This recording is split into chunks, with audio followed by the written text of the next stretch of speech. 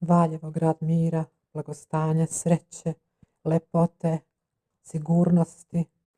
Ulice su nam tako bezbedne, tužilaštvo radi svoj posao, sud radi svoj posao, svaki građanin je zaštićen, a posebno manjine. Divno je živjeti u ovom divnom gradu. Za direktora Valjevskog tužilaštva ovo je mlado biće i tako dalje i tako šire. Za Indiru Šulovića, zamjenika javnog tužioca, ovo je ništa što se dogodilo.